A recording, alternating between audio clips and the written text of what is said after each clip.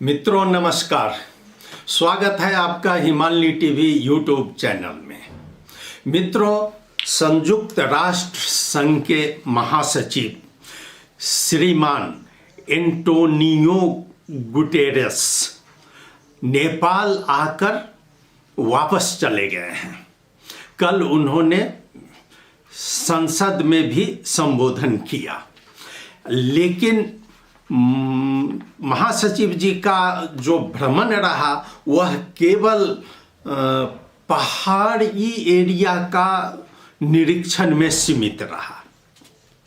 उन्होंने तराई में क्या हो रहा है, तराई में किस चीज़ का कैसे वातावरण प्रभावित हो रहा है, उस पर उनकी दृष्टि नहीं गई और ना ही मधेश के किसी नेता की दृष्टि इस पर गई। तो मैं आज आपको कुछ अलग दृष्टि से बता रहा हूं कि जैसे ही गुटेरस साहब का यहाँ आगमन हुआ तो नेपाल में जो चला रहे हैं, एक अभियान चला रहे हैं, उसका नाम है स्वाधीन मधेश जन अभियान, जिसका नेतृत्व कैलाश महतो कर रहे हैं। ये स्वाधीन मधेश जन अभियान ने तराई में विचार किया कि गुटेरस साहब को एक ज्ञापन पत्र मधेश की तरफ से दिया जाए। हालांकि ये मधेसी जनता को और मधेसी नेता को यहाँ तक आना और देना ये उनके बस की बात नहीं थी। उनके हिम्मत की तारीफ करनी पड़ेगी कि उन्होंने कैसे ये हिम्मत किया और गुटेरस साहब के पास यह एक मेमोरेंडम पहुंचाने का। तो जहां तक मुझे खबर हुई है कि कैलाश महतो ने वो अपने एक नेता, अपने सहयोगी सिरहा में रहते हैं, उस सिरहा के सहयोगी हैं, उनका नाम है श्री अशेश्वर कामत।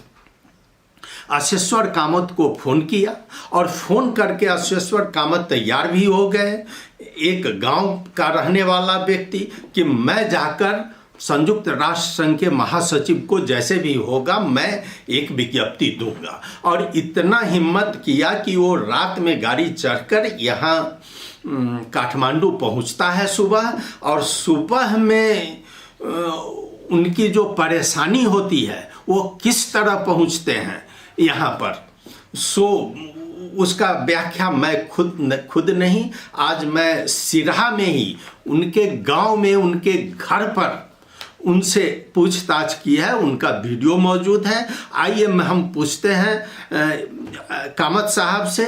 श्री अशेश्वर कामत जी, आप बताइए कि आप कैसे पहुँचे। जी नमस्ते। सबसे पहले 13 गत्ते को सर को शाम को 4 बजे कैलाश सर को फ़ोन आए और सर ने कहा कि अशेश्वर जी आपको जो है काठमांडू निकलना पड़ेगा। हमने कहा कि ठीक है सर, क्या कोई ज़रूरी है? तो सर ने कहा कि एकदम ज़रूरी है, आप काठमांडू निकलने के लिए तैयारी हो जाइए। तो वहाँ पर बस हमने निकलने के लिए पूरी तैयारी कर दिए। 4 बजे फ़ोन आया, 5 बजे गाड़ी है। तो उसके बाद में हमने हतारों में क्या किए कि फ्रेश हुए और उतने में हमने फिर से फ़ोन किया कि सर कैलाश सर को फ़ोन किए कि सर क्या काम है। तो कैलाश सर ने कहा कि जो यूएन का महासचिव आए हैं, हाँ, तो यूएन का महासचिव आए हैं, वो नेपाल में आए, काठमांडू में आए हैं, जो 4 दिन का कार्यक्रम है उसको एक ज्ञापन पत्र देना है अपना संगठन का, स्वाधीन मधेश जन अभियान का। हमने कहा कि ठीक है सर, आप पेपर तैयार कीजिए, मैं इधर तैयारी करता हूँ। तो हमने इधर गाड़ी वाले को फ़ोन किया, बस गाड़ी का टिकट भी नहीं मिल रहा है इतना यहाँ से। फिर हमने कहा कि नहीं, हमको अभी निकलना है, जैसे तैसे करके हमको जाना है। तो बस अब गाड़ी को तो सीट तो नहीं मिला, हमने जैसे तैसे करके वहाँ पर काठमांडू में पहुँचा, जहाँ पर लोकेशन दिए थे। हम वहाँ लोकेशन पे अन्नपूर्णा होटल के गेट पर हम 6:30 बजे वहाँ पर पहुँचे। अन्नपूर्णा होटल के नज़दीक हम पहुँच करके उनके गार्ड से पूछे कि क्या यहाँ पर कोई अमेरिकी गेस्ट रहता है? तो उन्होंने कहा कि नहीं, यहाँ पर कोई नहीं, ये होटल 4 साल से बंद है। तो हमने कहा कि यहाँ पर तो नहीं रहता है। फिर सर ने कहा तो हो सकता है सर को लोकेशन गलत दिया है। फिर हम वहाँ से कहा कि उनसे ही पूछा कि कोई यहाँ से कोई अमेरिकी गेस्ट आते हैं तो उसने कहा कि देखो 2-3 दिन, एक दिन पहले तो यहाँ से जब एक हमने कहा कि एकदम समझ गए कि यूएन का जो चीफ महासचिव आए हैं। कहा ठीक ठीक ठीक, आपने तो यहाँ से गुजरे थे? तो हमने कहा यहाँ पर कहाँ पर एक 5 स्टार होटल है कहीं पर? तो उन्होंने कहा कि मैरिट होटल है, 5 स्टार मैरिट होटल है, वहीं से उसी रास्ते से आया। तो आप ऐसा कीजिए कि मैरिट होटल जा कर के पता कीजिए। तो हमने वहाँ पर पहुँचने के बाद जो है सो हमने वहाँ पर पता किया कि कोई अमेरिकी गेस्ट यहाँ पर रहता है। तो कहा नहीं, यहाँ पर नहीं रहता है। मैंने कहा कि ये रॉन्ग, ये भी लोकेशन गलत है। हमने कैलाश सर को फिर फ़ोन किए तो कैलाश सर ने कहा कि चलो ठीक है, हम पता करते हैं। अब तो बड़ा दिक्कत हो गया, अब जो लोकेशन बताए थे लोकेशन भी सही नहीं है। तो लोकेशन फिर से पता किया कि आप जाइए सोल्टी होटल में, सोल्टी होटल में गेस्ट रहा है, वहाँ पर उनका रहने का व्यवस्था है। तो हमने वहाँ से क्या किए, तो निकले हतारों में, एक वैन में पकड़े, वैन पकड़ करके हम सोल्टी होटल पहुँचे, गेट पर पहुँचे। हम तो गए भी नहीं थे, हमको जानकारी भी नहीं था सोल्टी होटल कहाँ है, उसका गेट कहाँ है। तो वहाँ पर हमने पहुँच करके वहाँ पर गार्ड को पूछा कि हमको ऐसा एक स्वाधीन, हम मधेश से आए हैं, स्वाधीन मधेश जन अभियान का जो है यही पेपर है, हमने एक ज्ञापन पत्र देना है, तो इसको लिए क्या करना पड़ेगा? तो उसने कहा कि ठीक है, यहाँ पर नाम लिखवाइए। नाम लिखवाने के बाद हम वहाँ पर नाम लिखवाए, समय लिखवाए, नंबर लिखवाए, वहाँ पर खाम तलाशी करवाए, वहाँ पर झोला जो बैग थे वो तलाशी करवाए। उसके बाद हमने कहा कि अब क्या करना है, यहाँ पर रुकना है या अंदर जाना है? तो उसने कहा कि आप जाइए अंदर, अंदर में भी एक रिसेप्शन है, वहाँ पर पूछ लीजिएगा। हम अंदर गए। अंदर जाने के बाद जो है 2 सुरक्षाकर्मी हमें वहाँ पर मिला।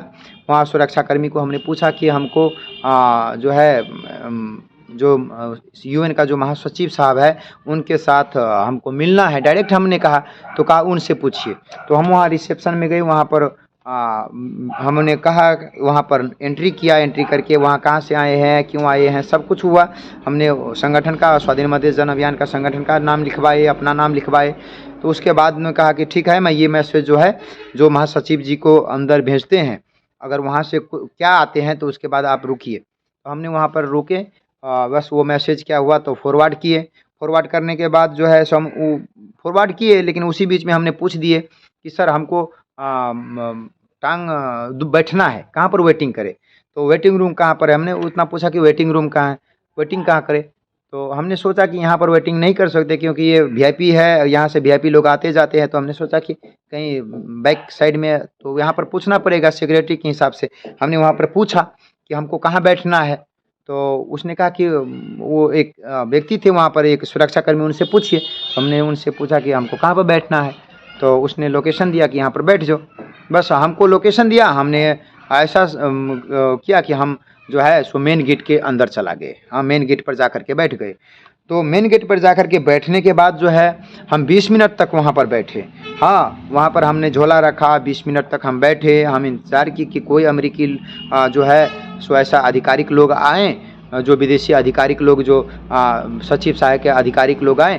तो हम, ताकि हम सचिव साहब को नहीं दे पाए, महासचिव साहब को नहीं दे पाए, तो कम से कम हम जो आधिकारिक उनका मेंबर है उनको दे दें। हम ये फील में थे कि किसी को हम जो है सो ज्ञापन पत्र दे दें। तो एक व्यक्ति वहाँ से जो है से जो है एक आधिकारिक व्यक्ति, मुझे लगा कि वो विदेशी नागरिक है, और विदेशी नागरिक अमेरिकी लोग है। एक वो लगा कि एक मुख्य सचिव जैसा ही लगा, वो सब कुछ लगाए हुए थे, ऐसा मुझे लगा। तो हमने कहा कि चलो अब वो जो जैसा हो, लेकिन ये ज्ञापन पत्र उसको हमको हाथ में देना है। तो हमने ज्ञापन पत्र तैयारी किए थे, हाथ में रखे थे। हमने जैसे देने की कोशिश किया तो हमको 20-25 ठो जो है सुरक्षाकर्मी हमको घेर लिया। जैसा कि आप उनसे अभी सुना है कि किस तरह उन्होंने पहले अन्नपूर्णा होटल बताया गया, फिर मेरियट में गए, और फिर सोल्टी में पहुंचे, और सोल्टी में जाकर अंत में रिजल्ट क्या होता है कि एक मधेश का लड़का जब यहाँ पहुँचता है तो उसको तो गिरफ्तार होना ही था, और वो गिरफ्तार होकर वो काली माटी चौकी में लाया गया, और काली माटी चौकी में लाकर उनको रखा गया। चूंकि यह श्री कामत गुटेरस साहब के नज़दीक पहुंच चुके थे, इसलिए इनको यातनाएं, शारीरिक यातनाएं नहीं दी गई। एक भय जरूर था, लेकिन इनसे बार बार पूछा गया कि भाई आप क्यों आए, क्या आए, किस तरह मधेश पर शंका किया गया, वो भी बात ये अंदर जो बात हुई है आप सुनिए उन्हीं से, श्री अशेश्वर कामती जी से। हाँ, आप कहाँ से आए हैं, कैसे यहाँ इतना अंदर तक आप कहाँ से आ गए, इतना अंदर तक आपको कैसे आने दिया? हमने कहा कि पूरा मापदंड करके हम यहाँ तक आए हैं। उसके बाद हमको सेकंड गेट तक ले गए मेन गेट से सेकंड गेट से हमको लास्ट गेट ले गए। लास्ट गेट में जा करके वहाँ पर क्या किया कि हमको गिरफ्तार कर लिया। गिरफ्तार करने के बाद हमको काली माटी की जो है सो प्रहरी वृत्त में ले गए। प्रहरी वृत्त में ले जा करके वहाँ पर खाना साना खिलाए, वहाँ पर चाय शाय भी पिलाए। वहाँ पर सवाल जो है सो स्वाधीन मधेश जन अभियान का एजेंडा, उसका जो है सो बैकग्राउंड, आप लोग कहाँ थे, कहाँ नहीं थे, क्या करते हैं नहीं करते, वगैरह वगैरह सब कुछ पूछा। हमने 3 मुद्दा पे वहाँ पर चर्चा किए। पूर्ण समानुपातिक निर्वाचन प्रणाली, उसके बाद स्थानीयतः में निर्दलीय व्यवस्था, उसके बाद राज्य राष्ट्र पद्धति। तो उसने कहा कि ये ज्ञापन पत्र में क्या है, ये ज्ञापन पत्र में तो आपका जो है गलत बात लिखा है। हमने कहा कि कोई गलत बात नहीं है, इस देश में जो घटना घटित हो रहा है हमने इस पर चर्चा किया है। ये ज्ञापन पत्र ये कह रहा है, ये ज्ञापन पत्र सामाजिक भ्रष्टाचारी, राजनीतिक भ्रष्टाचारी, आर्थिक भ्रष्टाचारी, ये देश में हुड़बाजी, लफुआगिरी, फटेगिरी, पर्यावरण पर नुकसान, ये सब जो हो रहा है इसको जो है हम लोग जो है सो इसके बारे में हम लोग जानकारी देना चाहते हैं संयुक्त राष्ट्र संघ को कि हमारे देश में क्या हो रहा है, नेपाल में क्या हो रहा है। तो इस पर चर्चा होने के बाद जो है सो एक सवाल वहाँ पर आया। वो सवाल हमको बहुत तकलीफ़ दिया, वो सवाल हमको बहुत आहत किया। उस सवाल वो लगभग 15-20 ठो वहाँ पर अनुसंधानकारी थे और वो सभी लोगों ने वहाँ पर सुन रहा है। 2-3 अनुसंधान वाले जो है वो पूछ रहा है कि आपको भारत सरकार के, भारत जो है सो आपको कितना सहयोग करता है, कितना पैसा देता है संगठन चलाने के लिए, आपको भारत कितना पैसा देता है, आपको कितना पैसा, ये पैसा देने से आपको संगठन चल पाते हैं, कितना कितना पैसा कब कब देते हैं। हमने वहाँ पर कोशिश किया, प्लीज़ सर ये बात नहीं बीजिए, ये ऐसा कुछ नहीं है। तो कहाँ से चलाते हैं, चलाने के लिए तो संगठन है, तो कहीं से भीख दुख मांग करके हम लोगों को क्या करना है। हाँ, चलने के लिए तो ये कोई बहुत बढ़िया। लेकिन जब हमको ये बार बार ये सवाल किया कि नहीं आपको भारत कितना पैसा देता है, तब हमने वहाँ पर बहुत दुख हुआ, तकलीफ़ हुआ कि वो कहने का मतलब क्या हुआ कि भारत के लिए आप काम करते हैं, स्वाधीन मधेश जन अभियान भारत के लिए काम करते हैं, कहने का भाव ये हुआ। हम भारतीय हैं कहने का भाव ये हुआ। हम भारत के एजेंट हैं कहने का भाव ये हुआ। हम भारत के लिए जो वगैरह वगैरह हमको भारतीय समझता है। उसके बाद हमने ऐसा फील हुआ कि नहीं, ये आदमी हमें को नेपाली नहीं समझ करके गिरफ्तार किया और नेपाली अभी भी नहीं समझ रहा है। तो हमने छोटे से बैग में एक नागरिकता रखे थे, उस नागरिकता ने निकाल करके हमको उसको दिए। हाँ, वो हमको नागरिकता दिखाना पड़ा कि देखिए ये नागरिकता, वो सवाल ही ऐसा कर रहा था, इस तरह से बोल रहा था, तो हमने नागरिकता दिया। वहाँ पर नागरिकता देने के बाद कि एक व्यक्ति वहाँ से कहता है, वो अनुसंधान वाले कहता है कि ये नागरिकता तो नक्कली है। तो ये भी सवाल, हमने उस सवाल पर जवाब नहीं दिया। लेकिन ये बात कहना उनका, ये जितने भी हमको रिस्पेक्ट किया, जितने भी मान और सम्मान किया, वो मान सम्मान वो जो है मान सम्मान नहीं है। वो हमारी, जब उसने कहा कि ये नागरिकता रॉन्ग है, उसने कहा कि ये भारत कितना पैसा देता है, तो क्या हम अपनी अधिकार के लिए भारत से हम सहयोग लेंगे? जी, जैसा कि अशेश्वर जी बता चुके हैं आप लोगों को कि सबसे ज़्यादा उनको तकलीफ इस बात की है कि, और यह नोट करने वाली बात है कि जब नेपाल के अनुसंधान ब्यूरो और अनुसंधान के अधिकारी उनसे पूछताछ करने पहुंचता है, तो उसके भी जवान से सबसे पहले यह निकलती है कि भारत कितना पैसा देता है। हर मधेसी के पीछे यह बात लगी हुई है कि भारत उसको क्या मदद करता है। जैसे ही भारत का, मधेश का नाम आता है, हर मधेसी को जोड़ दिया जाता है भारत के साथ। तो वही ये कामती जी उनको अच्छी तरह समझाए कि भारत क्यों मदद करेगा, भारत क्यों पैसा देगा। अब मधेसियों के पास इतना सामर्थ्य तो जरूर है कि वो काठमांडू आ सकता है और काठमांडू में ज्ञापन दे सकता है। लेकिन अब इससे पता चल रहा है कि चाहे मधेसी नेता कितना भी मधेसी मुद्दा को छिपा कर रखेंगे, मधेसी मुद्दा को दबा कर रखेंगे, वो मधेसी मुद्दा दबने वाला नहीं है। और कोई न कोई मधेश में ज़रूर ऐसा निकलेगा और निकल रहा है जो कि संयुक्त राष्ट्र संघ तक इस मुद्दा को ले जाएगा, जिसका पूरा एग्जाम्पल यही है श्री अशेश्वर कामत का। तो मैं बता दूं कि आपको जैसे पूछा जाता है, जब भी निगाहें इस तरह उठती है मधेश पर और भारत से जोड़ा जाता है, उससे पूछा गया कि तुमको पैसा भारत कहाँ से देता है, भारत कितना पैसा देता है, ये अनुसंधान के रिकॉर्ड में है। अब वहाँ पर रिकॉर्ड तो करने नहीं दिया गया। भारत तुमको कहाँ कहाँ मदद करता है, किस रूप में मदद करता है, ये बार बार प्रश्न अशेश्वर से किया गया। जो पैसा कितना देता है, तुम्हारी संस्था और कौन चलाता है, भारत में तुम्हारा संबंध कैसे है, जिसका वो दो टूक जवाब दिया कि भारत में मेरी बहन रहती है, मेरा भाई रहता है, सबसे मेरा खून का रिश्ता है, आपसे मेरा खून का रिश्ता नहीं है, मेरा भारत से खून का रिश्ता है। लेकिन उसके बावजूद भी उसको इस तरह टॉर्चर दिया जा रहा है कि तुम ये बताओ कि भारत किस रूप में मदद करता है और भारत का क्या हाथ है इसमें। यही बात बार बार इसमें आ रही है।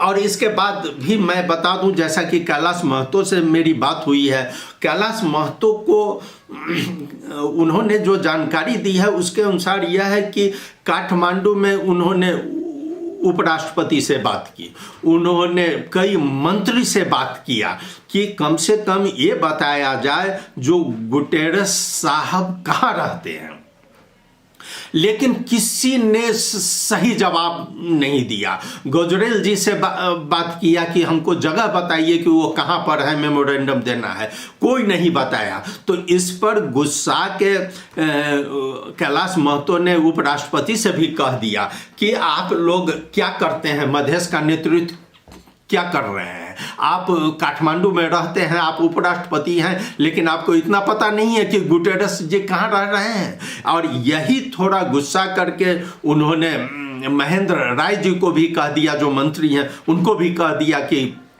वो कहाँ पर हैं तो आप मंत्री क्यों बने हैं। ये महेंद्र यादव जी से उन्होंने प्रश्न कर दिया। इस पर महेंद्र राय जी थोड़ा नाराज भी हुए, लेकिन अंततः महेंद्र राय जी ने फोन कर कर सूचित किया कि भाई गुटेरस जी यहाँ ठहर रहे हैं। लास्ट में जब इससे नहीं हुआ तो कैलाश महतो हालांकि सफल जरूर हो गए कि गुटेरस जी से फेसबुक और मैसेंजर के जरिए बात हो चुकी उनकी, और मैसेंजर के जरिए उन्होंने मेमोरेंडम मांगा और मेमोरेंडम उन्होंने भेज दिया। और यह बात यहाँ के अधिकारियों को भी पता चल गया कि गुटेरस जी मेमोरेंडम मांग रहे हैं, जो कि यहाँ अशेश्वर जी भी बोल रहे हैं कि अशेश्वर जी से बार बार मेमोरेंडम मांगा गया हिरासत में, और उनको कहा गया कि मेमोरेंडम लाओ हम पहुँचाएंगे। तब उन्होंने एक फोटोकॉपी दिया, और ये चीज़ जब पता चला, सोल्टी से मांग हुई, तभी ये शोध अधिकारी, अनुसंधान अधिकारी अशेश्वर जी से ये मांगने लगे। तो इस तरह आप देख रहे हैं कि मधेश का लड़का, एक गांव का लड़का, किस तरह संयुक्त राष्ट्र संघ के महासचिव तक आने का उसने फैसला लिया। धन्यवाद मित्रों, आपने सुना। बहुत बहुत आभार आपके प्रति। मैं इस संबंध में कैलाश महतो जी से भी संपर्क में हूं और जल्द ही एक और वीडियो बनाकर आपके समक्ष पेश करूंगा।